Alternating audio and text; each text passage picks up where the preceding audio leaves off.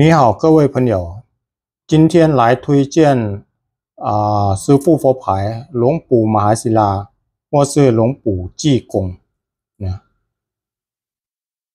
泰国人也称呼是活财神。他也佛牌也不输龙布坤。很多泰国人今年特别很热门，不管什么年代都很热门，也不过卖。以前我带来台湾都没有特别推广推荐给大家，所以今天只有我目前的剩下这样而已，不多。那以前我带来的大概200-300面，好几席，可是上个月已经我寄回泰国卖了。所以这些都是我特别的留下来一部分给台湾朋友可以分享。很漂亮，它的佛牌呢，功效功能都是招财人员非常非常棒。泰国也都称呼它的故事，不是有人乱讲，很多的事迹，连新闻也报出来。而且很多都是泰国明星也去拜访他，还有台湾人也去，常常有台湾人也去找他了。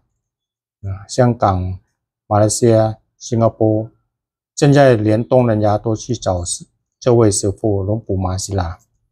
其实龙ปู่马西拉我认识他了，到现在大概7-8年了。我认识他从以前。大概佛历2562年那时候我算是第一个人国外市场我推荐龙ปู่马西拉是佛历2562年，哪东还是泰文是中文是哪朗哪东以前我带来卖这个6500而已，就是倒模版，红铜版就800块，目前红铜版都是超过2万。超过2万泰铢了。倒模版也是目前有人出给我5万块，我就考虑一下。